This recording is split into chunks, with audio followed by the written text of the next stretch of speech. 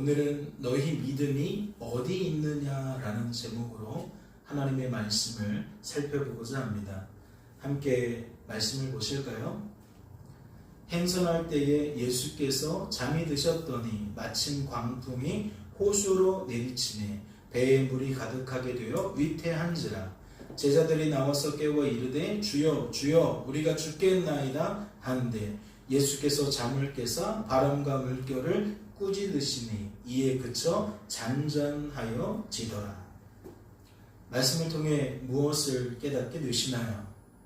누가복음 8장 23절과 24절 말씀을 통해 여러분은 무엇을 깨닫게 되시냐는 겁니다.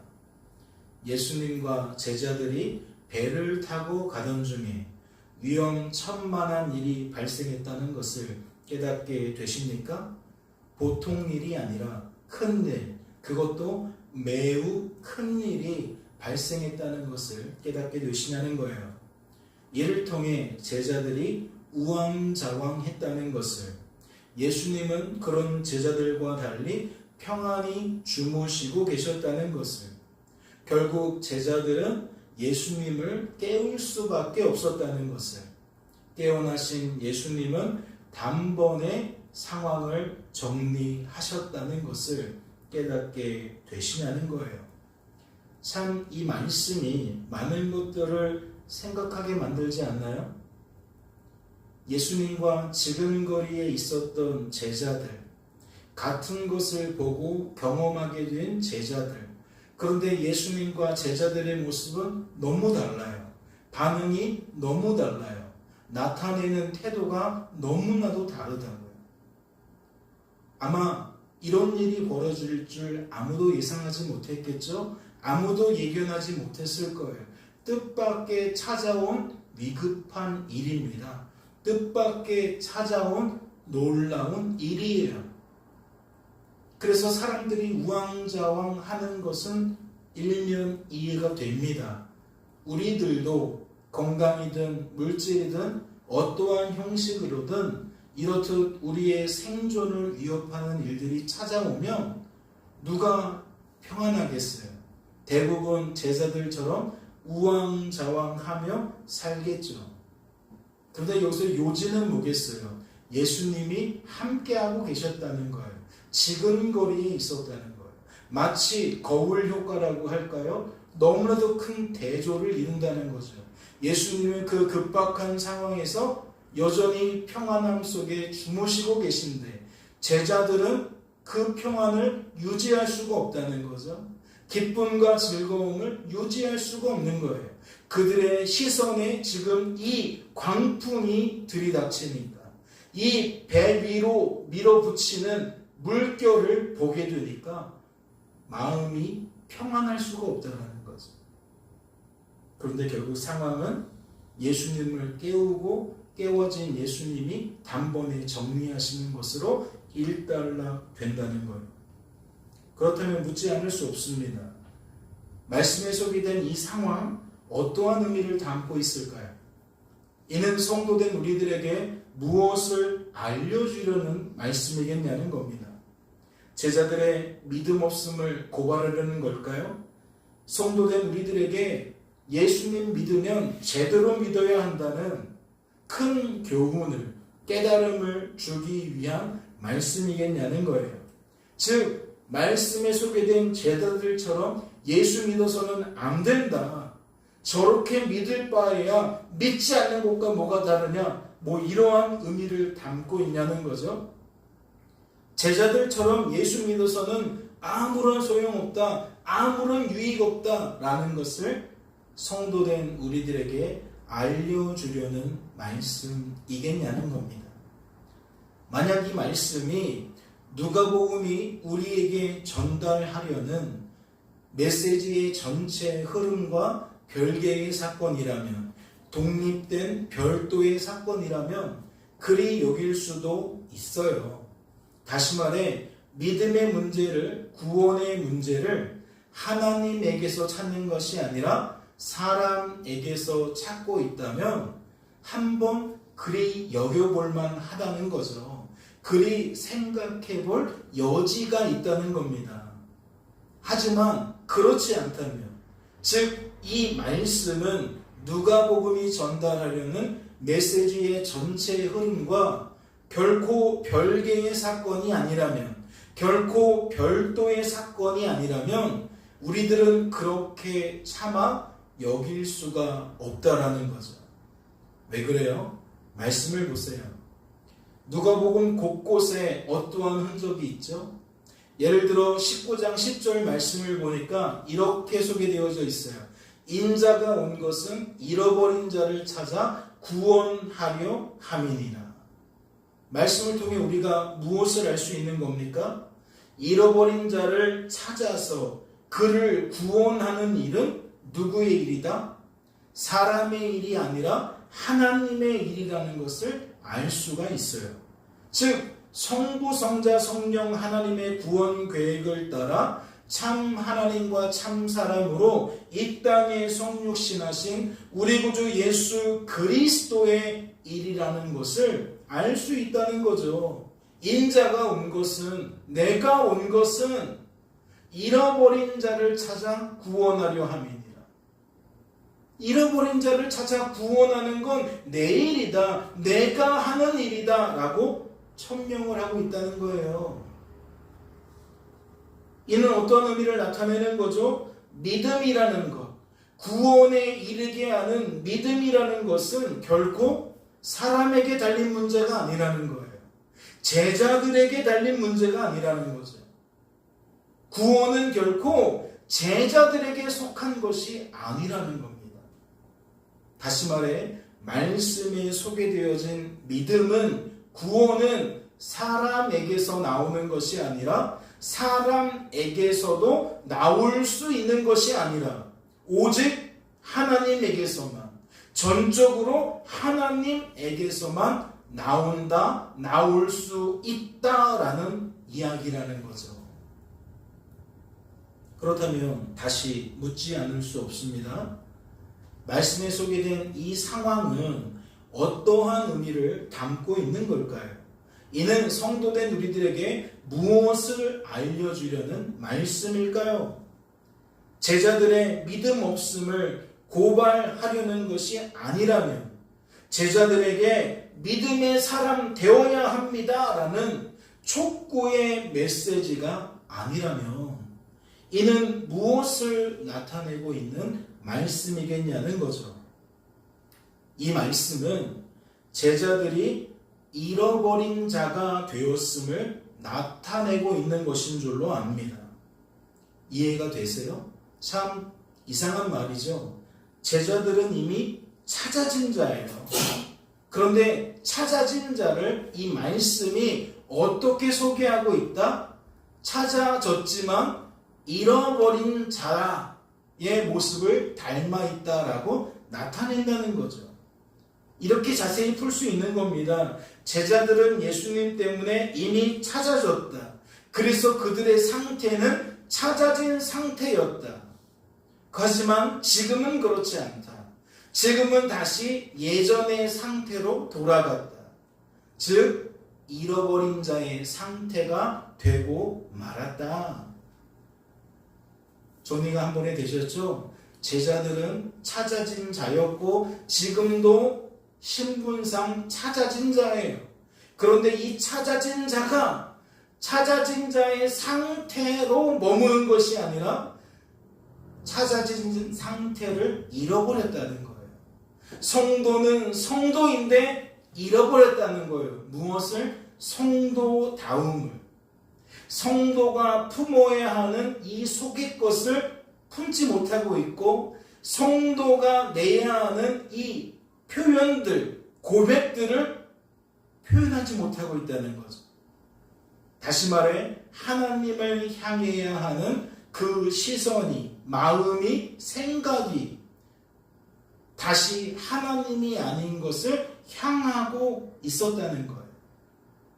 하나님의 뜻과 마음으로 채워져야 하는 생각과 감정과 의지가 지금은 하나님의 뜻과 마음에 반하는 것으로, 맞지 않는 것으로, 즉 죄로 물든 생각과 감정과 의지로 채워져 있었다는 거죠. 이해가 되셨죠? 23절, 24절에서 나타내고 싶은 것은 성도가 성도다움을 잃었다는 거예요. 성도가 지금 성도로 보존되어질 필요성이 있다는 거죠. 내면이 다시 변질되었다는 것이고 그의 말과 태도와 반응이 또한 변질되었다는 거예요. 그렇다면 이러한 저들의 상태를 누가복음 8장 23절과 24절이 나타내는 까닭이 무엇일까요? 거듭해서 말씀을 드리지만 이 사람들을 고발하려는 것일까요? 앞서 분명히 살펴보았지만 이는 애당초 사람의 일이 아니에요. 그러니까 그렇게 풀 수가 없는 겁니다. 그렇다면 무엇일까요? 이러한 제자들의 상태를 말씀이 나타내고 있는 이유가 무엇이겠냐는 겁니다. 이는 유일한 구원자이신 예수님을 통해 영원한 통치자이신 예수님을 통해 제자들이 다시 찾아져야 한다는 것을 나타내기 위함인 줄로 압니다. 하나님 때문에 성도가 되어진 우리들이 다시 성도가 되어져야 한다는, 성도가 다워져야 된다는, 성도로 보존이 되어야 한다는 그러한 의미라는 거죠. 즉 다시 찾아진 상태가 되어야 한다는 것을 나타내고 있다는 거예요. 그렇다면 그러한 그들 앞에서 예수님이 무엇 하신 거죠? 바람과 물결을 말씀으로 꾸짖으시고 잔잔케 하신 거예요. 이는 어떠한 의미를 담고 있을까요? 그러한 그들 앞에서 그 광경을 목도하게 하신 까닭이 무엇이겠냐고요? 이는 유일한 구원자이신 예수님께서 성도로 세워진 제자들을 성도로 보존시켜주고 계신 모습을 나타낸 거겠죠. 하나님이 아닌 곳에 몰두하고 하나님보다 하나님이 아닌 것을 더 중히 여기게 된 그들에게 아니다, 하나님이 중하다, 너의 시선을 하나님께 돌려라 라고 시선을 끌고 오고 있는 행위라는 거예요. 시선을 바로잡아주고 있는 행위라는 거죠. 또한 영원한 통치자이신 예수님께서 성도로 세워진 그들이 성도다운 삶을 살아갈 수 있도록 그들을 붙들어주고 계신 모습을 표현한 것인 줄로 알아요. 이해가 되시죠? 우리가 주어진 삶 속에서 물질 문제, 건강 문제, 대표적으로 사람 문제, 환경 문제, 이러한 것들 때문에 쉬이 넘어지고 자빠져요. 쉬이 넘어지고 자빠진다라는 것은 우리 내면이 흔들린다는 거예요. 우리 내면을 이루고 있는 생각과 감정과 의지라는 인격이 어느 순간 하나님을 놓쳐버리고 그냥 옛날 상태로 돌아가 버린다는 거죠. 옛날 방식으로 그 삶을 평가하고 바라보게 된다는 거예요. 그러다 보니까 무엇을 경험해요? 질질 끌려다니는 경험을 하죠. 우리들의 마음이 그냥 상황에 옹팡 빠져드는 것을 경험하게 됩니다. 그런데 그런 우리들을 하나님이 어떻게 건져내시나요? 어떠한 방식으로 건져내시나요? 하나님만 하나님이라는 것을 나타내 주시는 것으로 보여주시죠. 내가 너를 사랑하고 있어 라는 걸 우리가 알 수 있는 방식으로 표현해 주시면서 마치 나를 주목해야 돼, 나를 바라봐야 돼 라고 우리의 시선을, 우리의 생각을 하나님으로 채워주신다는 거예요. 하나님을 향하게 만드신다는 거예요. 그래서 오늘 말씀이 그러한 역할을 드러내고 있다는 거죠. 광풍만 바라보고 배를 전복시킬 만큼 물이 들어 차는 것만 바라보던 제자들, 그들에게 예수님이 바람과 물결도 꾸짖으시는 분이라는 것을, 예수님은 그러한 바람과 물결도 잔잔하게 만드시는 분이라는 것을 왜 보여주셨냐고요. 아, 내가 괜히 흔들렸구나. 괜히 두려워했구나. 괜히 호들갑을 떨었구나. 내가 바라봐야 되는 것은 하나님인데 하나님을 놓치고 주어진 삶의 결과에 몰두하다 보니 내가 공이 두려워했구나. 공이 시간을 낭비했구나. 공이 내 감정을 허비했구나. 아, 내가 성도답지 못했구나. 아, 나는 지금 성도인데 성도다운 삶을 살지 못하고 있구나. 나는 기쁘고 즐거워하며 만족스러운 삶을 살아갈 수 있는 충분한 요건을 갖추고 있는데 나를 그렇게 만들어 가시는 하나님이 내 안에 나와 함께하고 계시는데 정작 나는 그 하나님을 인식하지 못하고 그냥 눈에 보이는 사람과 환경만 집중하다 보니까 나도 모르는 사이에 교회 다니지 않는 사람들과 동일한 상태가 되었구나. 자각으로부터 시작돼서 이제 이 결과를 통해 어떻게 옮겨져 간다고요? 아, 난 이렇게 살면 안 되겠다. 이러한 방식으로 살면 안 되겠다라는 모습까지 옮겨진다고요. 그래서 이것을 어떻게 표현하는 거예요? 예수님이 이러한 모습을 통해 제자들의 내면을 변화시킨 것으로 설명하는 거예요. 그리고 이 내면의 변화는 반드시 무엇으로 나타나요? 표정으로, 몸짓으로, 말과 태도와 반응으로 나타나는 거죠. 이어지는 말씀을 보세요. 제자들에게 이르시되 너희 믿음이 어디 있느냐 하시니 그들이 두려워하고 놀랍게 여겨 서로 말하되 그가 누구이기에 바람과 물을 명함에 순종하는가 하더라. 그렇다면 이것은 무엇을 나타내는 것일까요? 23절과 24절을 조금 전에 살펴봤고 이제 25절로 우리의 시선을 옮겼는데 이 25절은 무엇을 나타내는 것이겠냔 말이에요. 이 또한 제자들을 성도로 보존시켜 주시는 예수님의 구원 행위를 나타낸 것인 줄로 압니다. 이 또한 제자들이 성도다운 삶을 살게 만드시는 예수님의 통치 행위를 나타내고 있다는 거죠.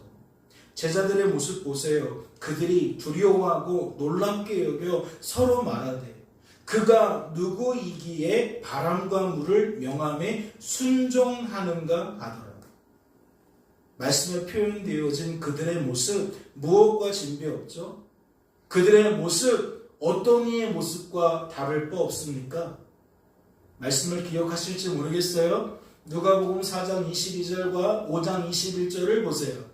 어떤 이야기가 있죠? 그들이 다 그를 증언하고 그 입으로 나오는 바 은혜의 말을 놀랍게 여겨 이르되 예수님을 보고 깜짝 놀랐어요. 와!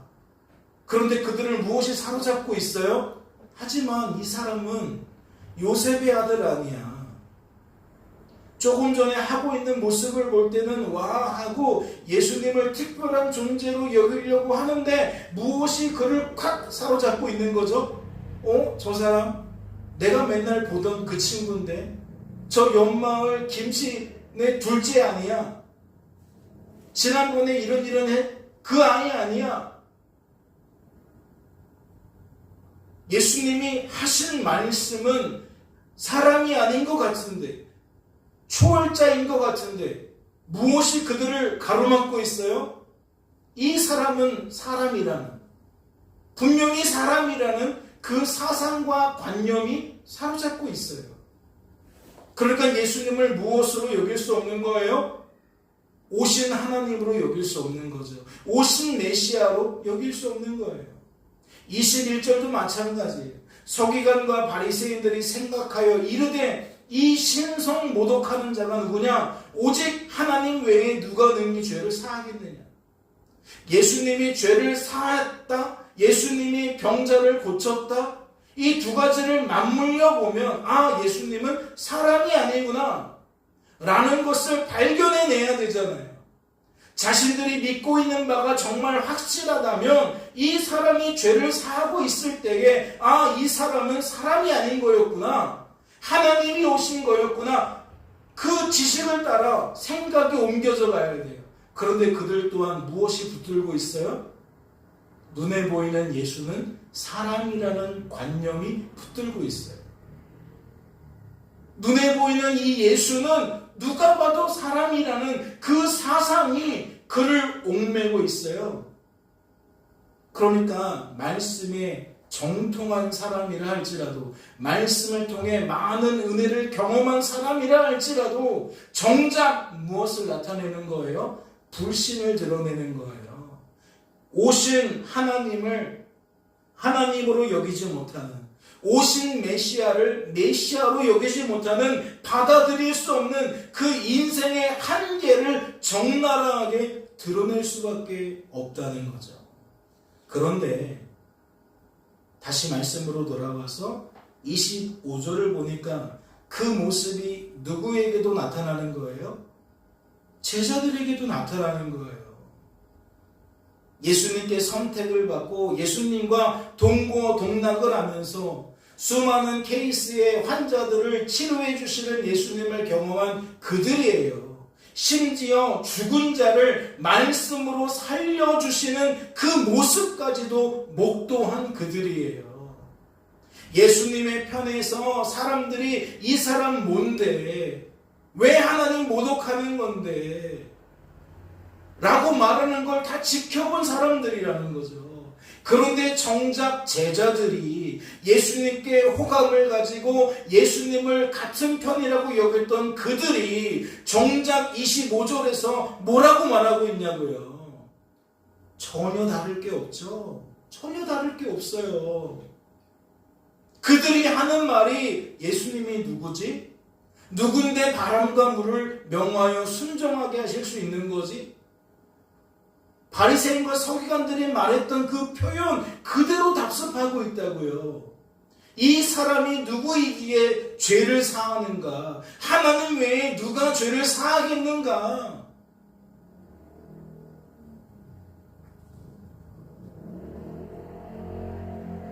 그렇다면 그러한 제자들을 향해 성도이지만 성도답지 못한 상태에 머물던 제자들을 향해 예수님이 너희 믿음이 어디 있느냐라고 물으신 건 어떠한 의미를 갖고 있을까요? 한번 생각해 보세요. 제자들에게 예수님이 너희 믿음이 어디 있느냐라고 물으신 건 어떠한 의미를 갖고 있을까요? 이는 예수님께서 제자들의 상태를 친히 제자들에게 드러내 주신 거라고 할 수 있습니다. 제자들의 생각과 감정과 의지가 지금 무엇으로 채워져 있는지, 제자들의 시선과 마음과 생각이 지금 무엇을 향하고 있는지 사실은 제자들도 몰랐을 거예요. 그냥 예수님이 바로 지금 거리에 있고 예수님과 함께하고 있으니까 나는 저들과 달라라고 생각했을 거예요. 나는 예수님만 바라보고 있어, 나는 신앙생활 잘하고 있어 라고 착각했을 거라는 거죠. 그런데 지금 이 사건을 통해서 무엇이 깨지는 거예요? 어떠한 환상이 깨지는 거예요? 나 지금 바르게 신앙생활 있지 않구나 라는 게 부서지는 거죠. 스스로 나는 괜찮은 상태야 라고 여기던 그들이 예수님의 이 질문을 통해 깨어져 나가고 있다는 거죠.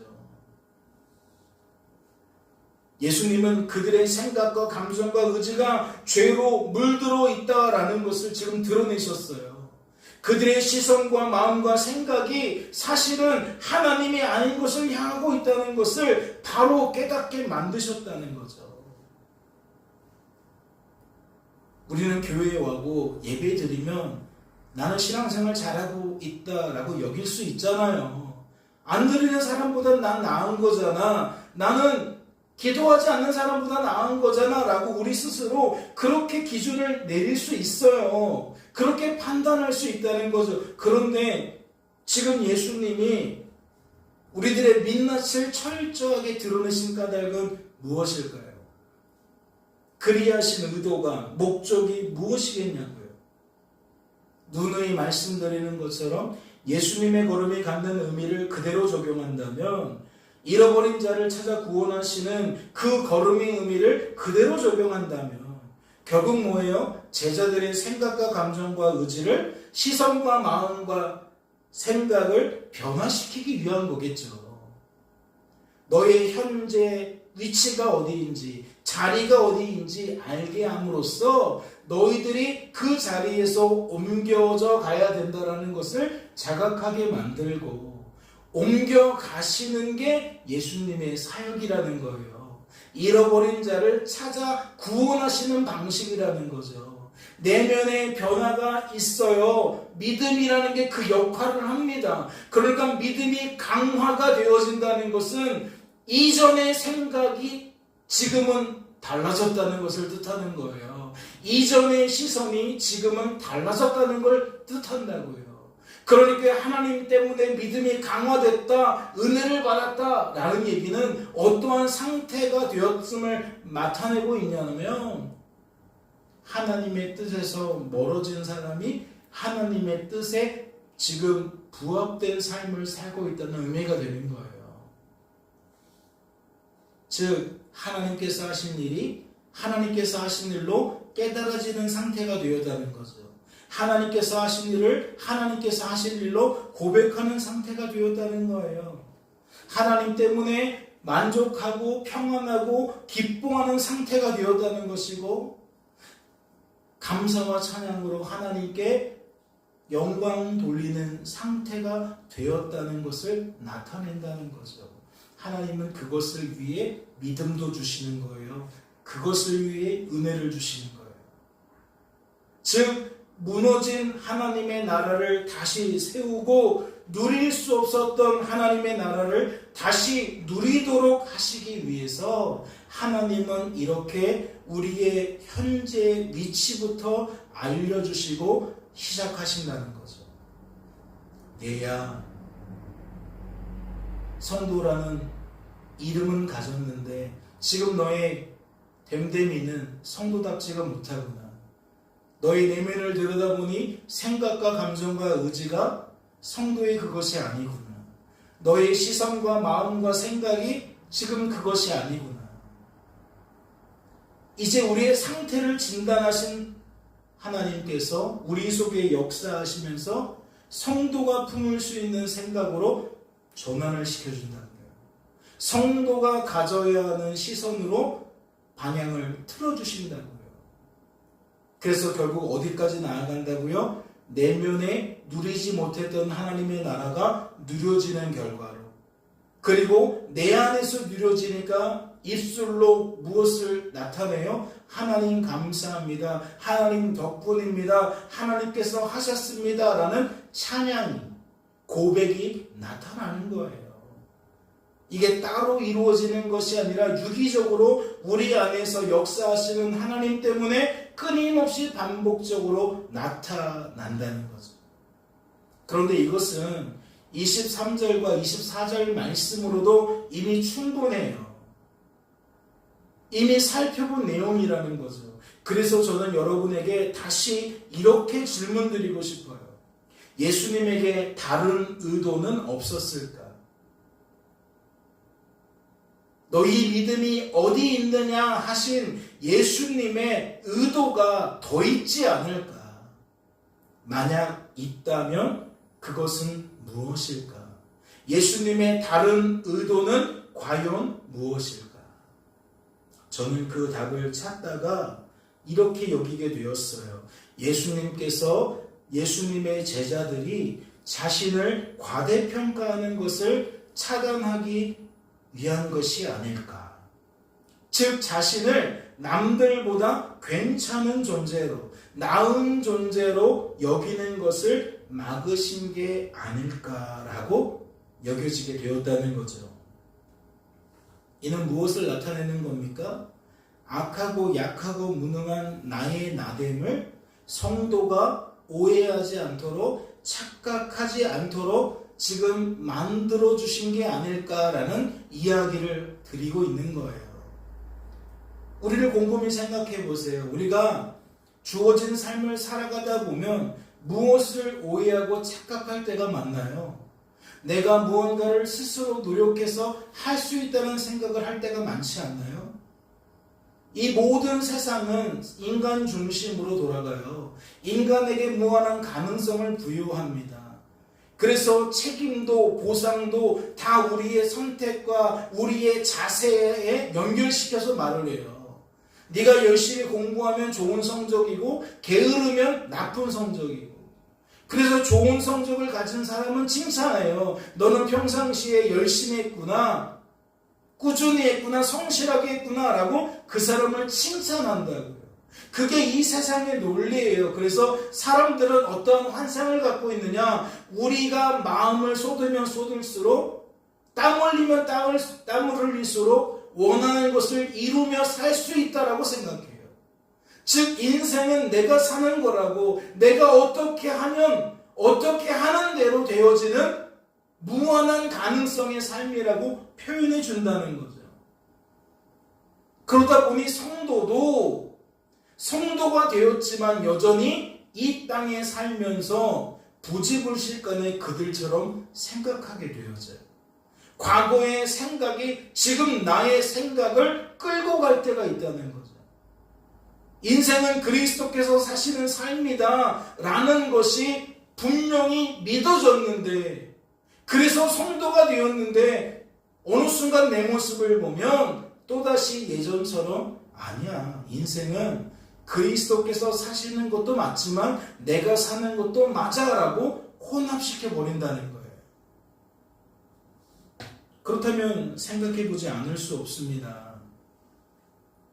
예수님은 제자들의 상태가 지금 설명해 드린 것과 같은 상태가 되었어요. 그러면 왜 그걸 지적하신 거죠? 왜 그것을 드러내신 거죠?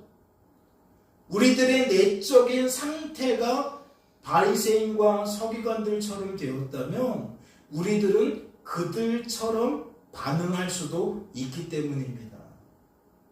이해가 되세요? 우리가 말씀을 꾸준히 살펴보면서 바리새인과 서기관들이 나타낸 반응이 무엇입니까? 15장 2절을 대표적으로 보면 바리새인과 서기관들이 막 뒤에서 뒷담화를 하고 있어요. 뭐라고 뒷담화를 하고 있죠? 예수님은 죄인을 영접하고 음식을 같이 먹는구나 라고 뒷담화를 하고 있어요. 이게 어떠한 사상이 녹아져 있다 그랬죠? 나는 다르다는 거예요. 나는 특별하다는 거예요. 특별히 나는 죄인이 아니라는 거죠. 그런데 왜 예수님이 나와 같은 의인인 줄 알았는데 죄인들과 같이 밥을 먹고 있냐는 거예요. 우리는 저들과 다른데 왜 저들과 같이 무언가를 하냐는 거죠. 특권 의식이 있는 거예요. 나는 특별한 존재라는 의식이 있는 거예요. 나는 너와 다르다는 의식이 있는 거예요. 왜요? 인생을 내가 사는 것으로 여기다 보니까 이러한 사상은 그대로 스며드는 거예요. 너는 열심히 하지 않지만 나는 열심히 하는 사람이야. 너는 꾸준하지 않지만 나는 꾸준히 하는 사람이야. 너는 부족한 사람이지만 나는 탁월한 사람이야. 인생을 내가 사는 것으로 여기다 보니까 상대적으로 비교하고, 비교하면 높낮이가 있어요. 그러면 높낮이가 곧 특권의식을 부여한다라는 거죠. 많이 가진 자가 적게 가진 자를, 많이 누리는 자가 적게 누리는 자를 나도 모르는 사이에 의식적으로 내가 조금 더 나은 사람처럼 여기는 그런 생각과 마음을 품게 된다는 거예요. 그런데 그것이 누구에게도 예외가 아니라 성도지만 성도답지 못한 상태의 성도는 예외가 아니다. 얼마든지 같은 생각으로 빠져들 수 있다. 그러니까 교회 안에서도 특권의식 얼마든지 가능하다. 내가 저 사람보다 더 월등하다, 탁월하다, 낫다, 위대하다, 크다, 얼마든지 가능하다. 그 모습이 2절만 아니라 같은 내용을 담고 있는 29절과 30절에도 그대로 나타난다고요. 아버지께서 대답하여 이르되 내가 여러 해 아버지를 섬겨 명을 어김이 없거늘 내게는 염소 새끼라도 주어 나와 내 벗으로 즐기게 하신 일이 없더니 아버지의 살림을 창녀들과 함께 삼켜버린 이 아들이 돌아오매 이를 위하여 살찐 송아지를 잡으셨나이다. 첫째 아들이 왜 화가 났어요?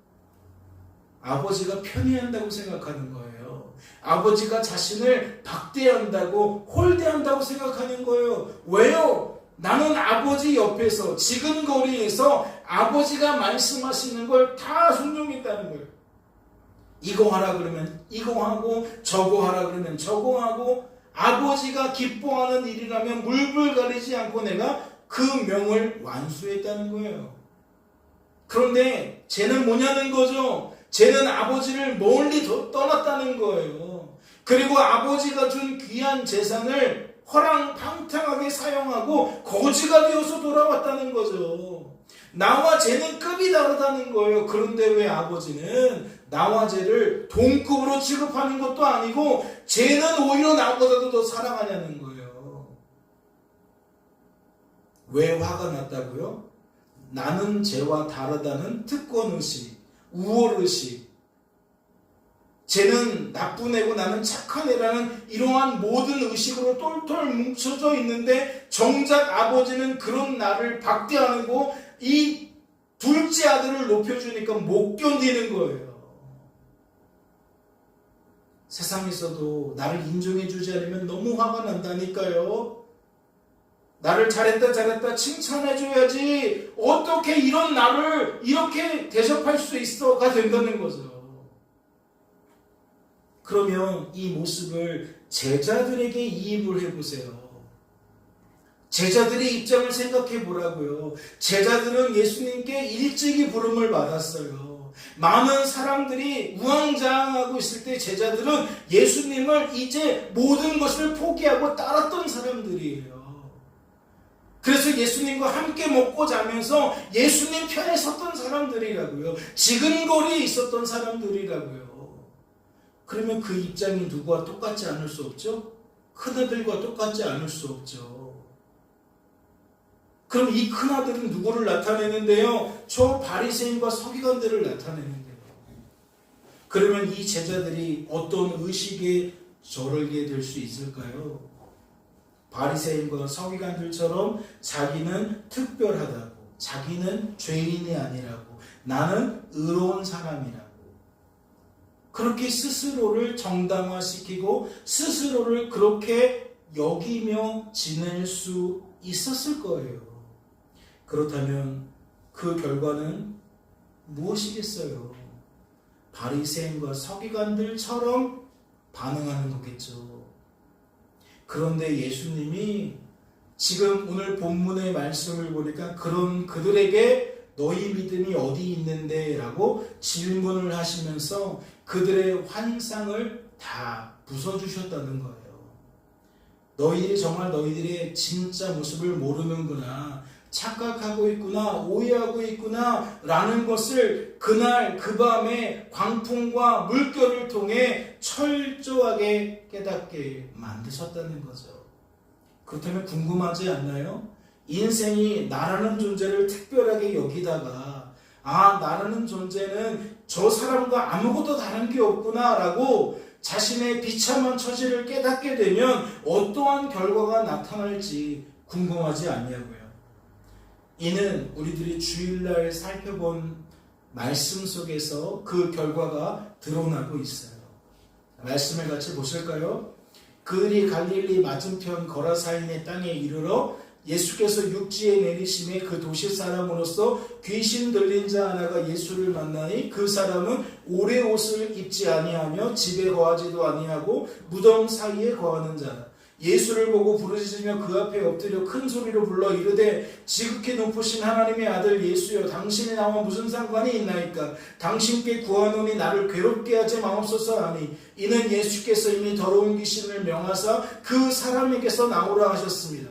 귀신이 가끔 그 사람을 붙잡음으로 그를 쇠사슬과 고랑에 매어 지켰으되 그 맨 것을 끊고 귀신에게 몰려 광야로 나갔더라. 예수께서 내 이름이 무엇이냐 물으신즉 이르되 군대라 하니 이는 많은 귀신이 들렸습니다. 무적행으로 들어가라 하지 마시기를 간구하더니 마침 그곳에 많은 돼지떼가 산에서 먹고 있는지라. 귀신들이 그 돼지에게로 들어가게 허락하심을 간구하니 이에 허락하시니 귀신들이 그 사람에게서 나와 돼지에게로 들어가니 그 떼가 비탈로 내리다라 호수에 들어가 몰사하거늘. 치던 자들이 그 이루어진 일을 보고 도망하여 성내와 마을에 알리니 사람들이 그 이루어진 일을 보고 나와서 예수께 이르러 귀신 나간 사람이 옷을 입고 정신이 온전하여 예수의 발치에 앉아있는 것을 보고 두려워하거늘. 귀신 들렸던 자가 어떻게 구원받았는지를 본 자들이 그들에게 이르매 거라사인의 땅 근방 모든 백성이 크게 두려워하여 예수께 떠나가시기를 구하더라. 예수께서 배에 올라 돌아가실세 귀신 나간 사람이 함께 있기를 구하였으나 예수께서 그를 보내시며 이르시되 집으로 돌아가 하나님이 내게 어떻게 큰 일을 행하셨는지를 말하라 하시니 그가 가서 예수께서 자기에게 어떻게 큰 일을 행하셨는지를 온 성내에 전파하니라.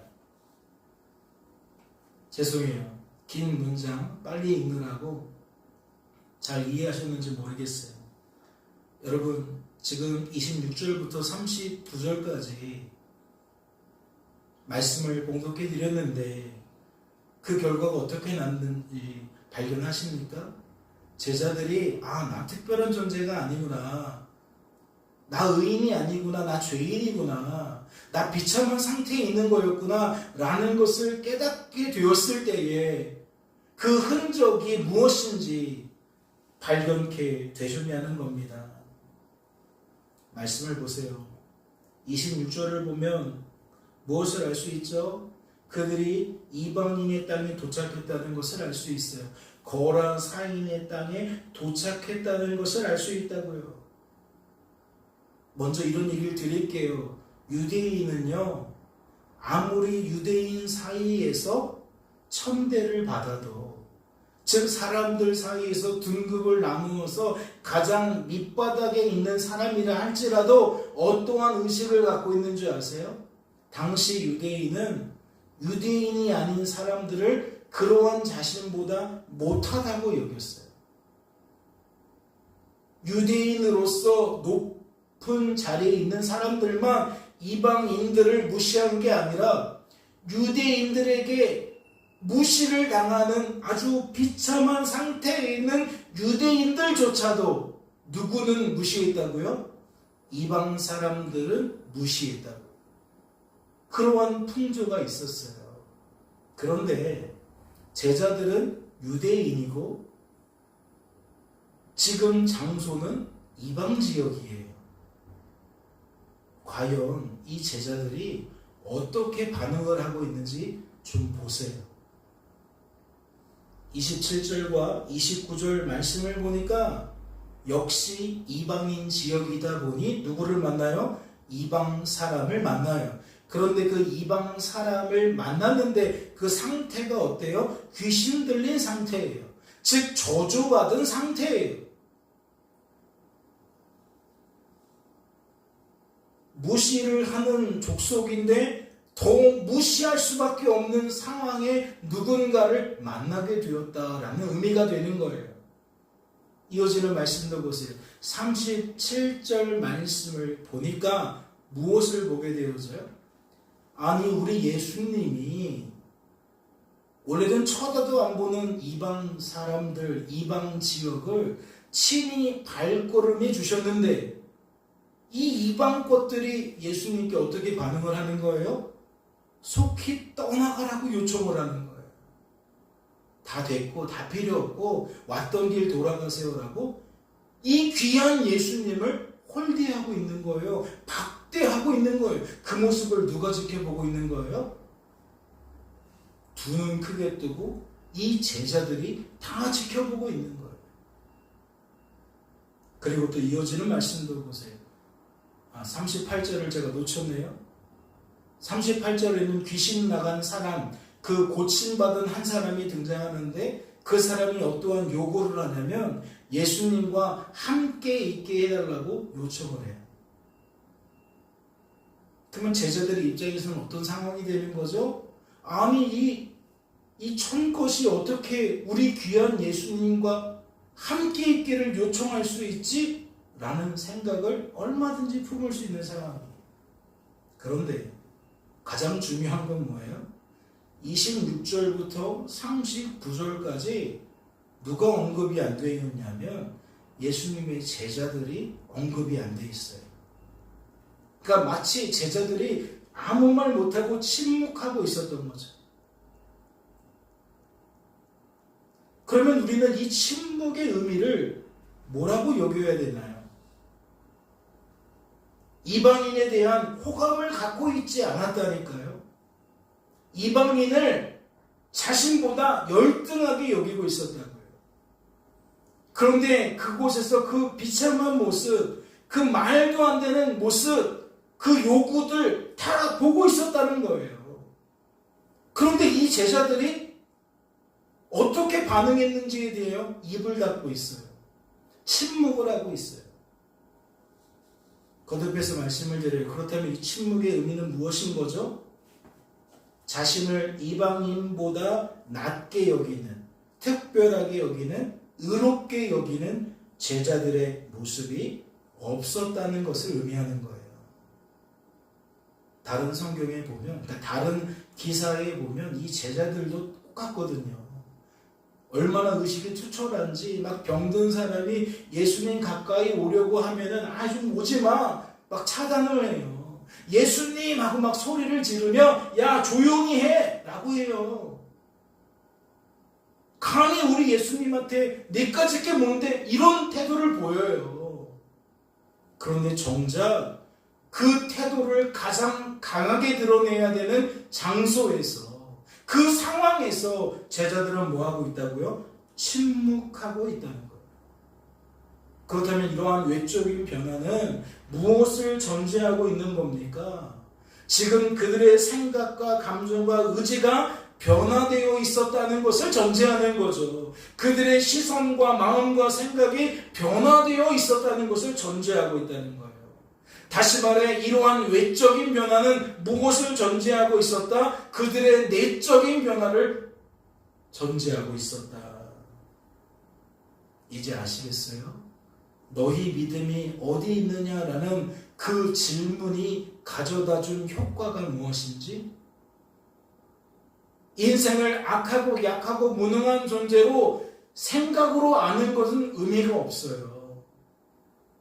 이것이 정작 내 삶에 끌어와서 실천되지 않으면, 구현되지 않으면 우리들도 모르는 사이에 세상 논리를 가져다가 비교하고 나를 우월하게 여기고 아니면 그 반대로 나를 더 천하게 여기고 나를 남들보다 더 비참하게 여길 거예요.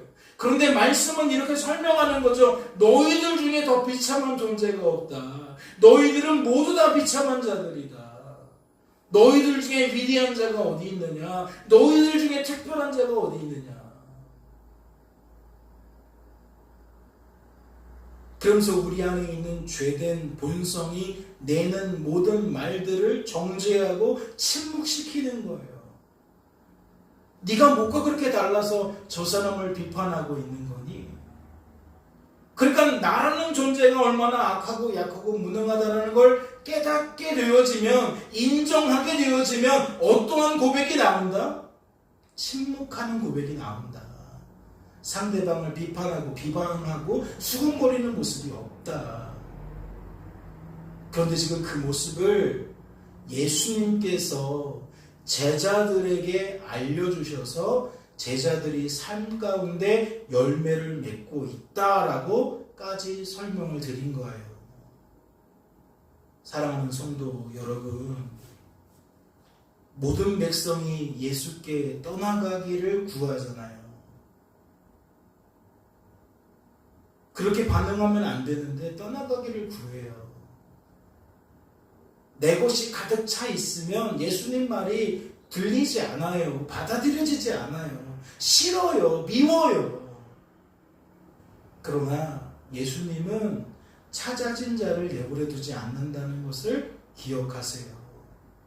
찾아진 자는 찾아진 상태에 머물 수 있도록 끊임없이 찾아내시는 게 우리 예수님의 사역이에요. 성령 하나님은 그 일을 수행하는 거예요.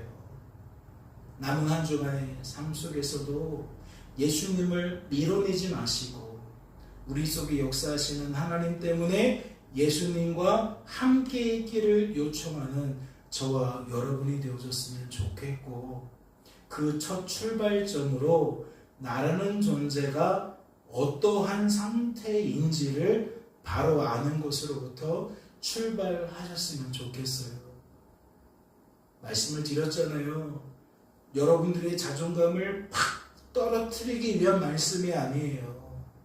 여러분의 자존감을 여러분 속에 있는 하나님에게서 찾으라는 거죠. 여러분을 위해서 하나님의 뜻을 신실하게 성취하고 계시는 그 하나님께 여러분의 그 무한한 자존감을 의탁하라는 거예요. 그러면 내가 스스로 내 자존감을 끌어올리려고 수고하고 애쓰는 것보다 감히 비교할 수 없는 참된 만족감, 평안함, 기쁨을 누릴 수 있는 거예요. 누가 와서 빼앗을 수 없는 완벽한 평안함을 유지할 수 있는 거예요. 즉 세상에서 줄 수 없는 완벽한 자존감을 얻을 수 있다는 거죠. 그러니 성도는 하나님의 뜻, 그 뜻을 이루시는 하나님의 손길이 우리의 관심사가 되어져야 돼요. 그 하나님 안에서 삶을 다시 바라보고 평가할 수 있는 저와 여러분 될 수 있기를 주님의 이름으로 소망합니다. 잠시 기도하겠습니다. 하나님 아버지 감사합니다. 이 세상은 가면 갈수록 치열해지고 있습니다. 사람들 사이에서 많은 평가와 판단이 공존하고 있습니다. 그래서 많은 사람들이 심적으로 어려움을 당하고 있고 영적으로 어려움을 당하고 있습니다.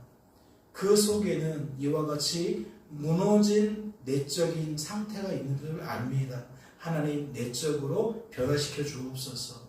오히려 나라는 존재를 스스로 높이려 하지 말고 오히려 나라는 존재가 얼마나 낮은 자리에 있는 존재임을 확인하면서 오히려 하나님께 나의 존재됨을 발견하게 하셔서 하나님 안에서 세상이 줄 수 없는 참된 만족을 누리며 살아갈 수 있도록 도와주옵소서. 너희 믿음이 어디 있느냐라고 물어주시옵소서. 우리 각 사람이 정신을 차리지 못하고 또 잃어버린 자의 상태가 되면 내버려 두지 마시고 우리들도 너희 믿음이 어디 있느냐라고 콕 집어 말씀해 주셔서 정신을 차리고 다시 돌이킬 수 있도록 주여 축복하여 주옵소서.